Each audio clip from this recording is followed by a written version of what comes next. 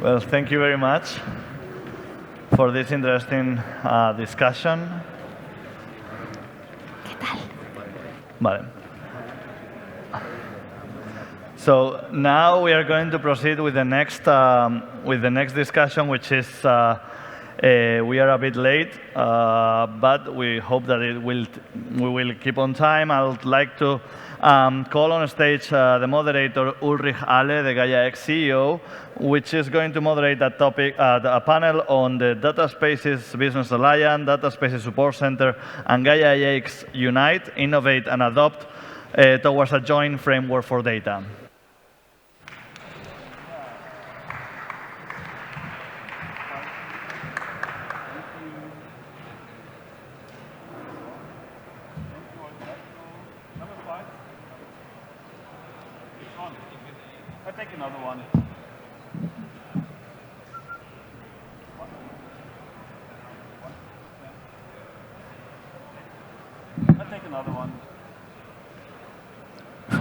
You can hear me. Very good. So, thank you, Alberto. And I would like to welcome my 4 panelists here on stage, and starting with ladies, Ana García Robles, Secretary General of the Big Data Value Association. Ana, welcome. Second lady, Cristina Brandtstetter, Chief Marketing Officer of the FIWARE Foundation. Cristina. Lars Nagel, CEO of IDSA.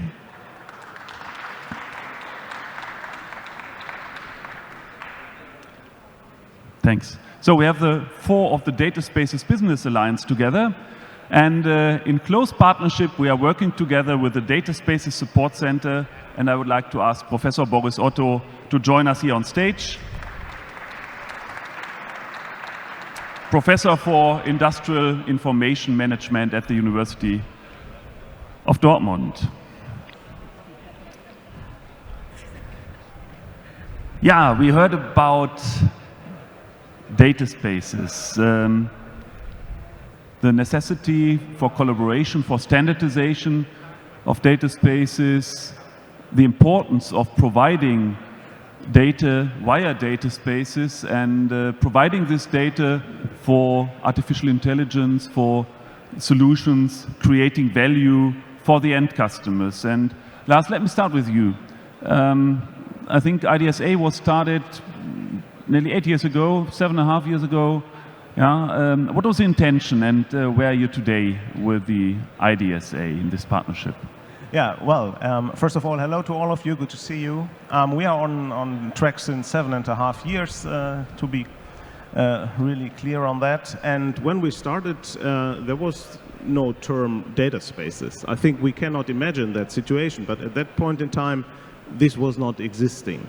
And, well, what was the call for action? Essentially, it came at that point in time from industry and also from the context of the platform industry 4.0, because they wanted to do something crazy. They wanted to share data in their ecosystem, and they wanted, or they assessed data as an economic asset.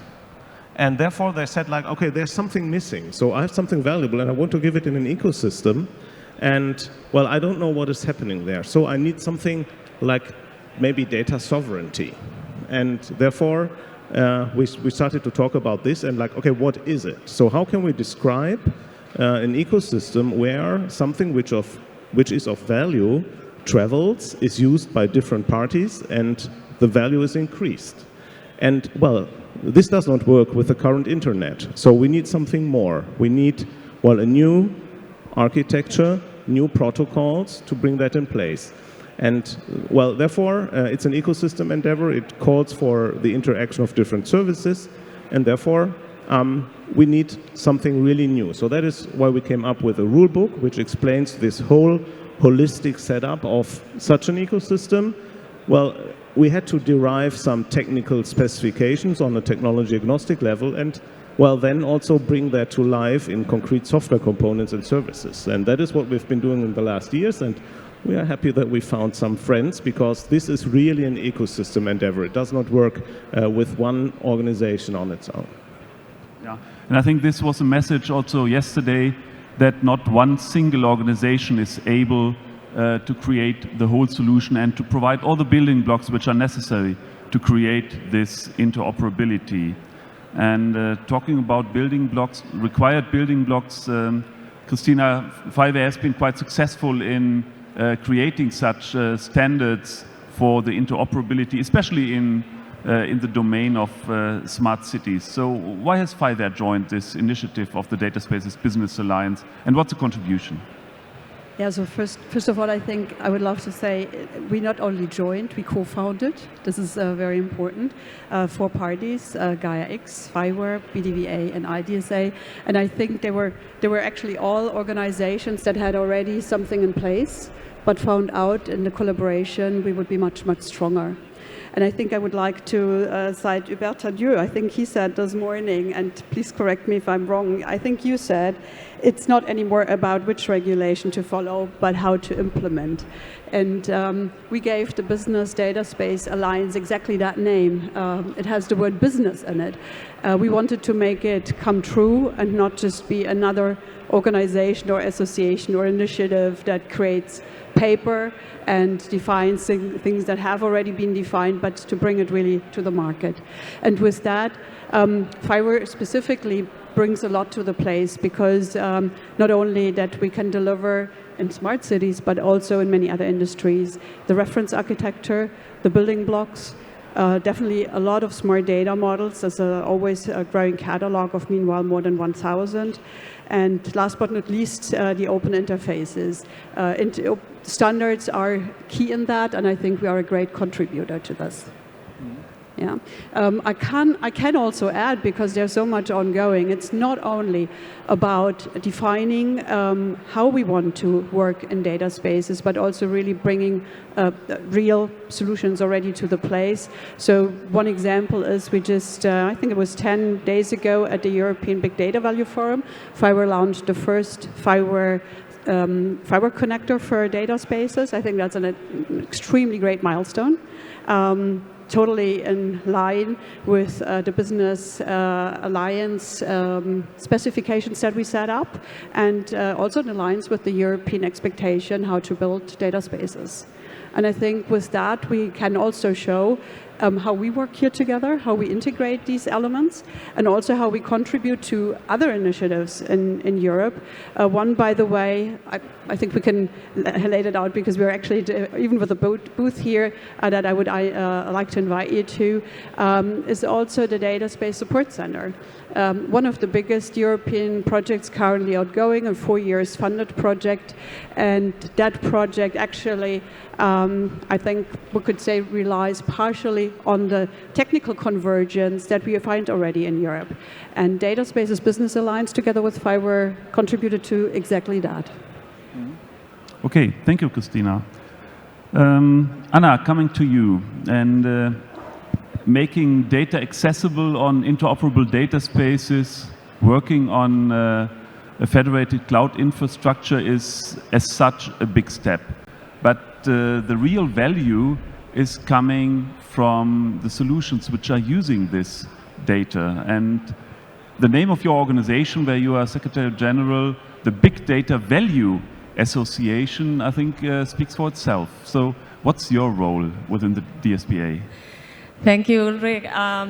And yeah, it's true, value, data value is at our core. So maybe three points of what is our value and why we are so happy of being part of this collaboration. First, you said that right, data value. So we have, in our community, we of course have the computer scientists at all levels. So we have from the data engineers, software engineers, but it's mainly data science, what has been always at the core of BDVA, okay?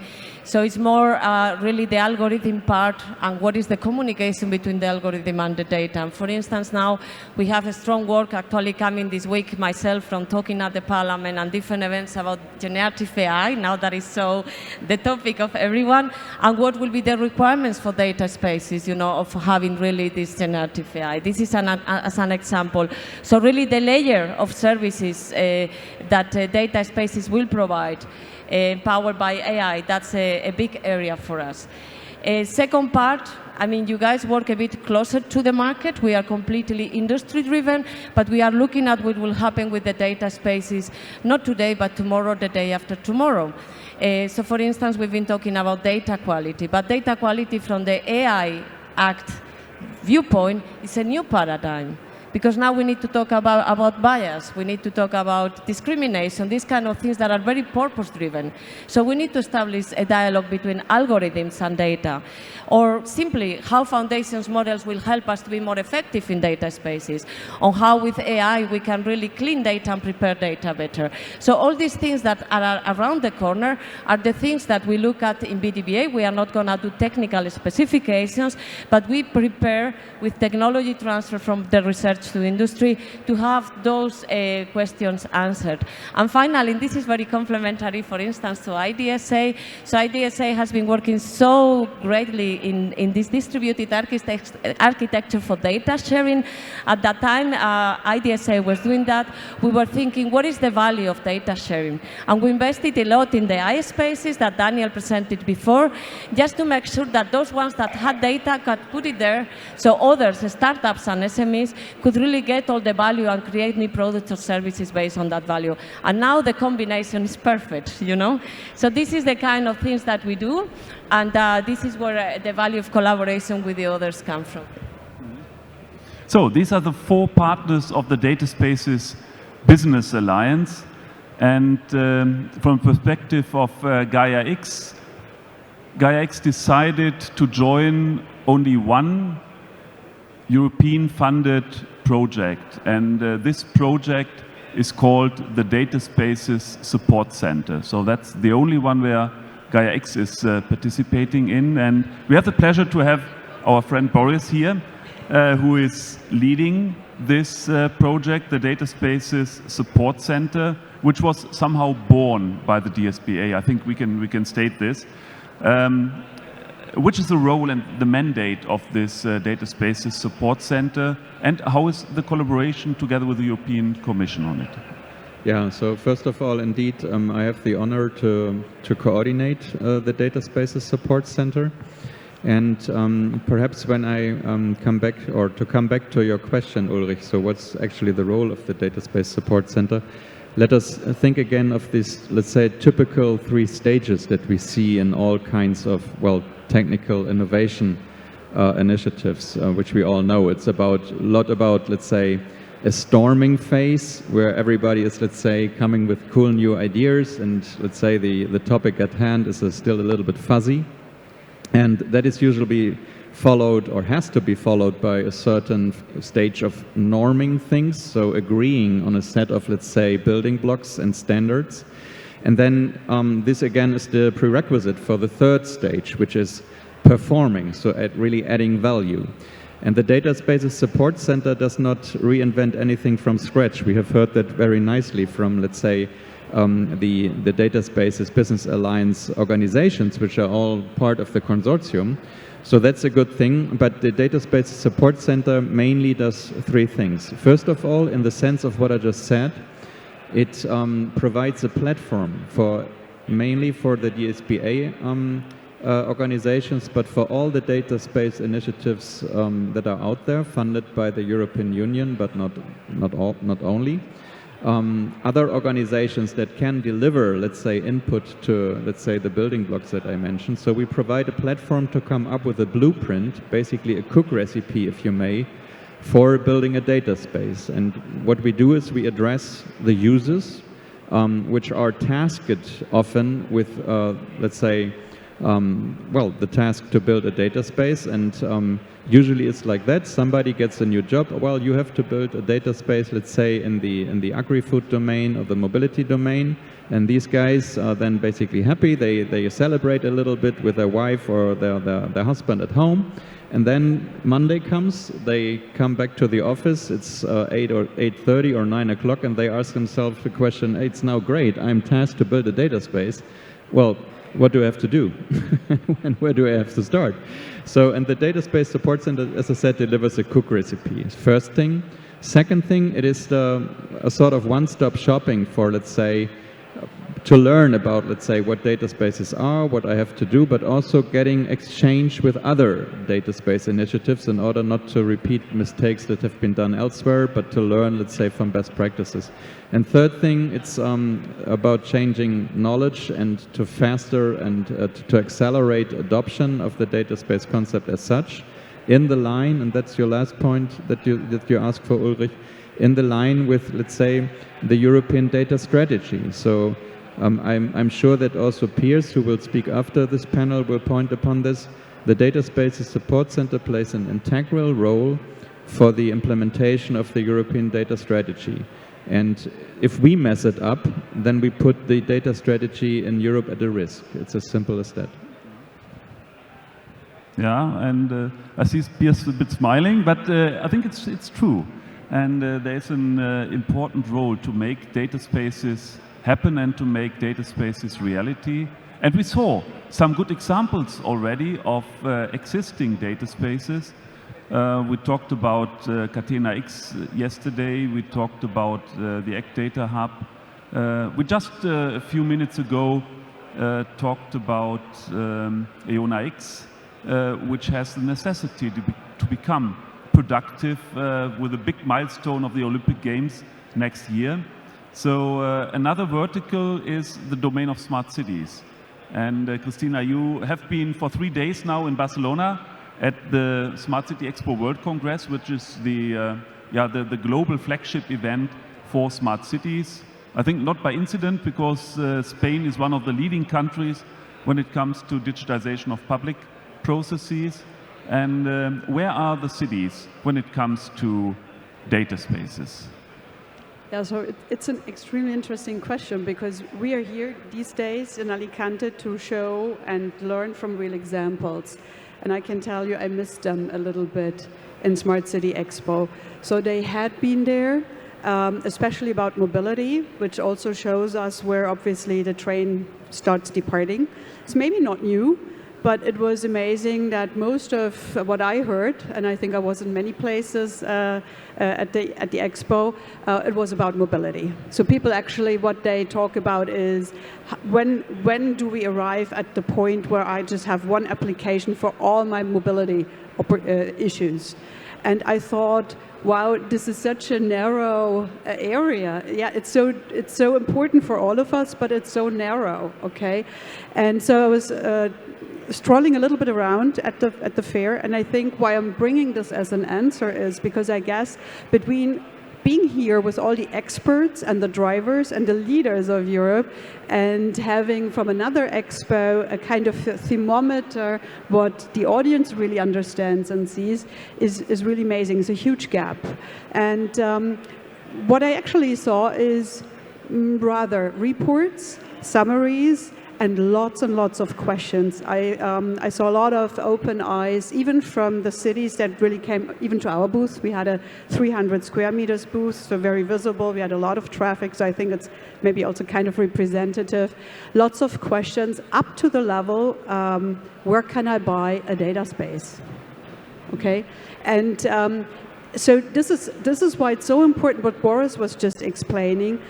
We need to define what data spaces are. We need to work on a common language. This is what we're doing with the blueprint. There's a glossary in it. There is a description what a data space is. But then we have to become very practical. Yeah, and there's a lot to do. And I can only, in my point of view, Ulrich answered the question. I didn't see so many real good examples, but the interest is there. The first layouts of the regulations are there. The first ones that give this, let's say, a little bit shy approach to mobility. And I think it's now up to us to show what we have, to push that out. This is why also we are here as a Dataspaces Business Alliance, and maybe also use a very big event that we are planning for next March, the second edition of the Dataspace Symposium, to really show all the real cases and invite these people that have all these questions still today. Yeah. Okay, thank you. Lars, developing and specifying interoperability frameworks and standards is one thing. They also need to be implemented to be used. And this implementation can either be done by commercial software or by open source software. Where do we see the role of the different open source ecosystems here in making the data spaces and the underlying standards available and reality? Well, this is a very important stepping stone to bring all the services and software components that we need to life.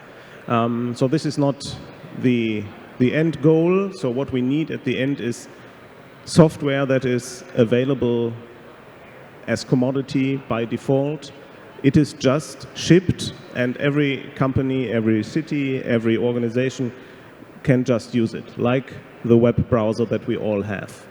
So, and then we can access the great world of data spaces. That is what we need to achieve.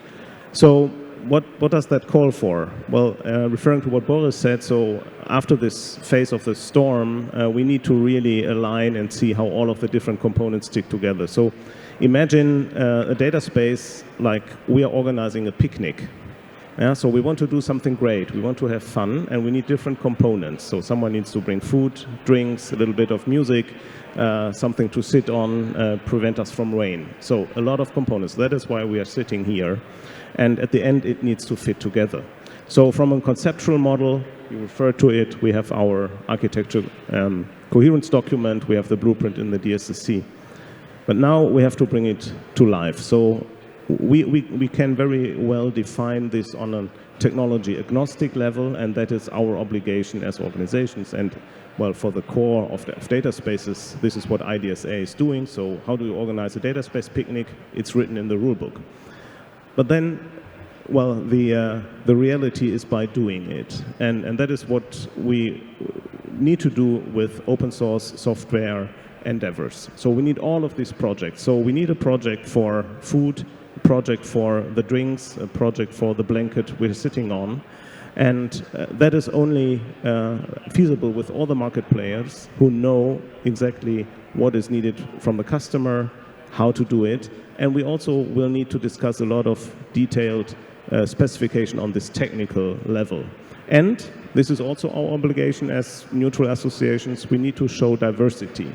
So we know that, well, the world of data spaces will only flourish if companies have the choice of different software components, of different service offerings.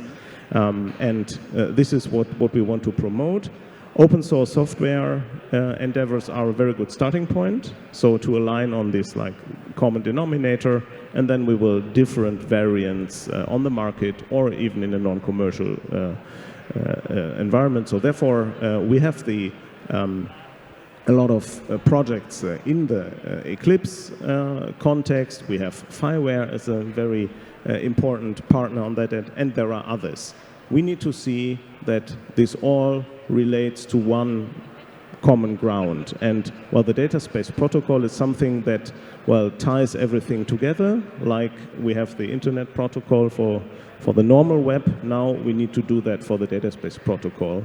And, well, we can do all these analogies to the internet, and I think they hold all true. And open source endeavors were a success factor to make it happen. Okay, thank you. Boris, let's become a bit more specific. We are talking about lighthouse projects. They are using already existing components, but they are also developing components. How does it work in the case of Gaia-X, where you are also engaged with your team? And how is this project also contributing to the community and to bring us step by step forward into the direction and in front of the target where we want to go to? Yeah, it's, I mean, Oliver presented where we stand with Catena-X yesterday, and just also, as you mentioned, we are involved as an institute, but I'm also honored to be serving at the board of directors of Catena. And perhaps I can answer your question like this. I have been doing projects in the automotive industries for several decades. And there has always been the saying, of course we work together, you know, and we are all equal.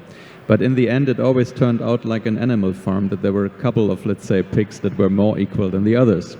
And I think Catena-X is a good proof point that this has changed, really. So I see Thomas sitting here, and Thomas framed the idea of, let's say, what we need to achieve is a change from the ecosystem to the ecosystem. And I believe that Catena-X is a good example to represent such a strategic shift. So now, what is actually happening at Catena-X? So, also to be open, Catena-X was also very much concerned with, let's say, infrastructure topics which they should not have bothering with. So, to be honest, as Lars mentioned, data space protocols, building blocks for sharing data, for identity management, for cataloging, as we heard, for example, yesterday from Roland and Pierre, they should be just there. So a use case driven data space like Catena-X should not be bothered with, let's say, talking about, is this verified credential nicer than the other one?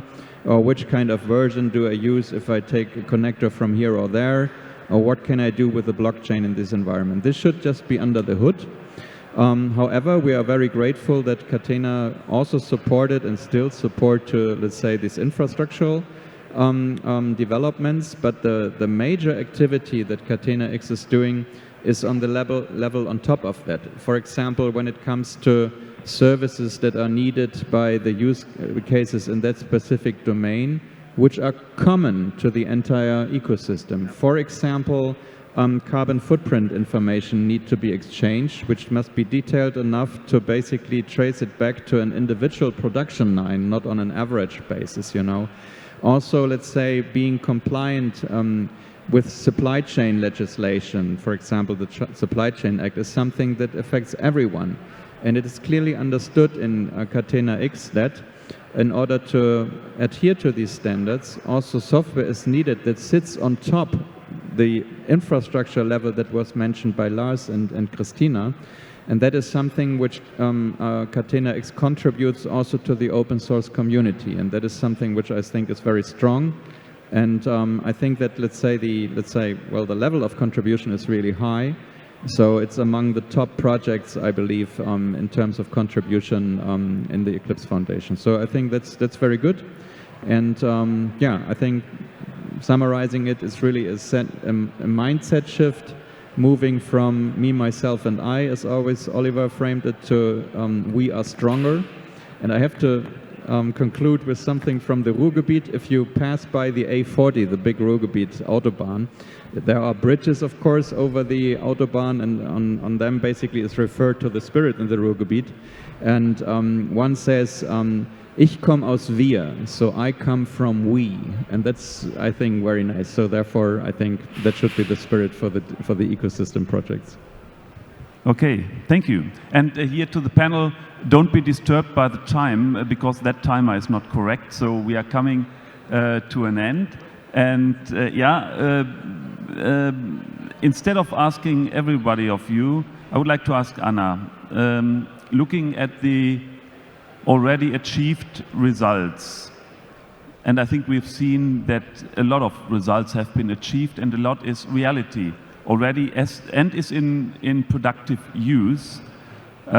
Which are the most important steps that the Data Spaces Business Alliance in partnership with the DSSC has to take from your point of view? You leave me the easy questions for me, no? Thank you. Thank you, Ulrich.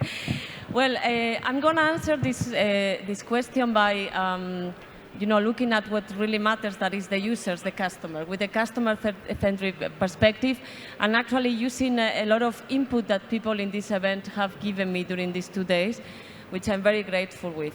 First thing, I will start with the Data Spaces Business Alliance.